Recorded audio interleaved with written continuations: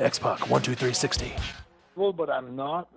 Just to give you a short example, just before I start this big comeback this year, someone from Indiana wanted me to wrestle for him, and he gave me 2 dates. It's like January 13th or April 21st. And I figured like January 13th, like I wasn't ready as far as I thought, like for myself to be seen in the States right away.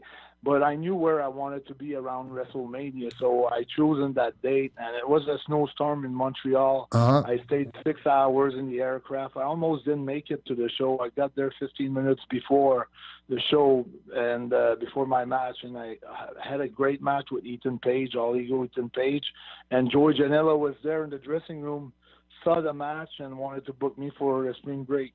Joey Janela spring break. Oh, Joey Janela, yeah. The match with Walter was what triggered everything else after that. Everything kind of triggered around that match. Oh, wow. That's what I wanted to ask you about, actually. Crazy blessing here and there. With the match against Walter, the chops, and I was looking at that photo afterwards, your chest was completely purple. What was it like taking those chops from Walter, and how did that go for you? I mean, it was fun. I mean, it really didn't bother me. I mean, it's not gonna bother part him. of the drama, part of the match, part of the.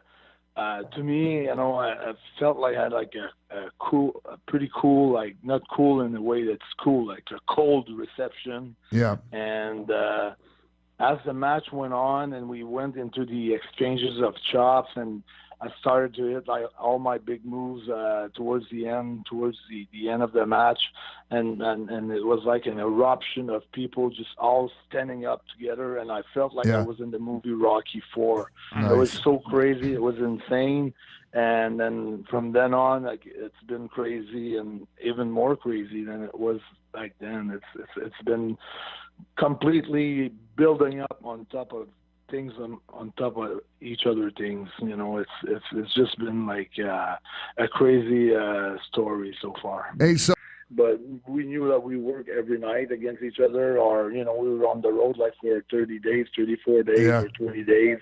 So of course, you know, you don't, you know, you wanted to look super good, and you don't want to kill nobody. So I think that's a good, and I think people respect that within the business. You know, the boys respect that when they feel safe with you. It looks like you're gonna kill them, but when they feel that you're not gonna hurt them, they respect that, and that's one thing that has changed a lot in 2018. Not that the boys don't care for each other. It's like, for me now, it's like the main event of WrestleMania every night. Yeah. You know, it's like I'm working on top, or I'm a semi-main or main event, but I know the guy in front of me is trying to impress someone because he wants to make it, and I'm feeling like I want to impress everybody in the dressing room and everybody in the audience, because I want to show them that I have the reason to be there. You know, that I don't want to be there on the on my reputation, so to speak. You know, it's not gonna.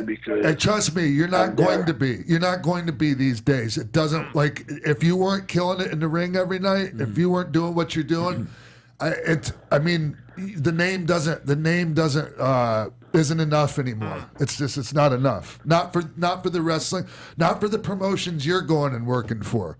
There are some indie promotions where it's just like spot shows, but you know, with some big names on it, and you know, and they're not as family oriented. You know, a former WWF guy, WCW. Exactly. I can see the difference, and the one that I get hired to do, like PWG and GCW and MLW. It's about performing. Exactly. It's about the moment right now. It's about performing right now.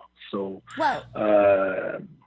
and I feel lucky enough that I can do, like, you know, the crazy super bump, you know, without hurting myself. And that's why it went with the not human thing, because a lot of people are wondering, if I do get hurt when I take, let's say we'll do the tower that we used to do in the middle of the ring. Let's say I do that on the apron, and I bounce off the apron and back on the cement floor, and the boys are looking at each other and they're asking me if I'm hurt. But Sean, that I've been always like taking like huge bump on the cement floor from the top. I was just thinking of one in particular. The mat outside. Yeah. And I always liked doing that. So Yeah. it was like part of something that I like about the business. I like doing dives and doing like flips and things like that. So I really enjoy myself doing that. And there's no bullshit there. Sometimes, I feel like it's risky a little bit, but I like the challenge that it brings to me. Hey, so Carl, now, I was just